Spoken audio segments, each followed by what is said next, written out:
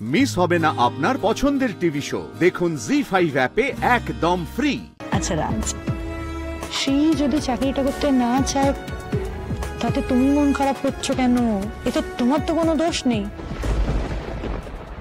তুমি ওকে একটা প্রপোজাল দিয়েছিলে, সেটাও রিজেক্ট করলো, দ্যাটস অল। মানে বিপাশা, এটাই তো আমি বুঝতে পারছি না, এত ভালো একটা প্রপোজাল ছিল, শ্রী কেন এটা রিজেক্ট করলো? ছাড়ো না, দেখো সবারই নিজের মতন বাঁচার অধিকার আছে। তুমি তোমার মতন বাঁচতে ভালোবাসো, ওর মতন বাঁচতে ভালোবাসো। তুমি তোমার মতন থাকো, ওর মতন থাকো, কিন্তু অসুবিধা কি?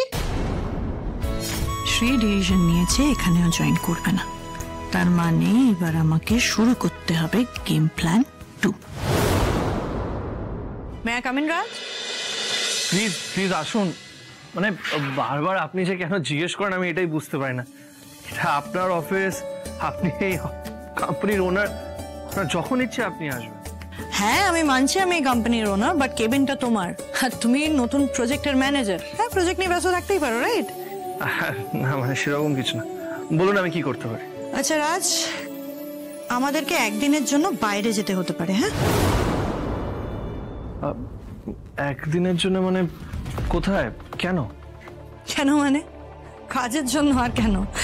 আরো 1-2 জন থাকবে। মানে আমাকে একটু ক্লিয়ারলি বোঝাবেন ব্যাপারটা। মানে বাড়ির সবার সাথে তো ডিসকাস করতে হবে, শ্রীকে জানাতে হবে, একটু যদি। শ্রী তোমাকে সবকিছু জানায় না রাজ, তুমি ওকে সবকিছু কেন জানাবে? না মানে এইসব ব্যাপার নিয়ে আমি শ্রীয়ের সাথে কোনো ভুল বোঝাবুঝি চাইছি না। আর তাছাড়া বাইরে যাব, বাড়ির লোকজনের সাথে তো আলোচনা করতেই হবে। আচ্ছা বলছিলাম, যাওয়ার আগে এই আলোচনা করার সময়টা পাবো তো? আজকে রাতটা সময় আছে, কাল সকালে আমরা বেরোবো। কালকেই বেরোবো? হ্যাঁ রাজ, কাল আমরা বেরোবো, আর পরশু হয়তো ব্যাক করবো। মানে নাইট স্টে করতে হবে? হ্যাঁ of course. I am really sorry Bipasha, আমি না নাইট স্টে করতে পারবো না, মানে খুব বড় প্রবলেম হয়ে যাবে। আসলে আমারও কিছু দায়িত্ব আছে যেগুলো আমাকে পালন করতে হয়।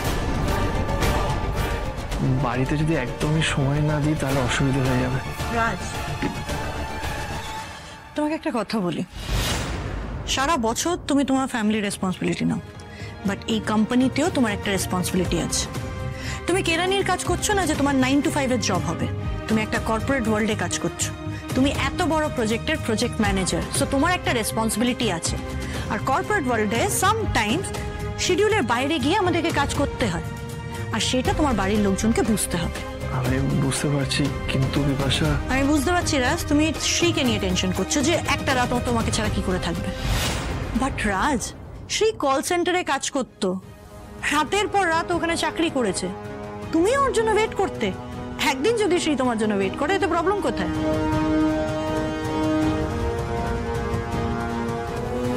স্টিল যদি তোমার অসুবিধে হয় তাহলে কাজ শেষ করে রাত্রিবেলা ফিরে এসো, স্টে করতে হবে না। বাট কাল সকালে আমাদেরকে বেরোতে হবে, দেরি করলে চলবে না। একদম একদম, আমরা কাল সকালেই বেরিয়ে যাব, আর যে কথাটা হলো রাতের মধ্যে আমি ফিরে আসবো। Okay, thank you, thank you.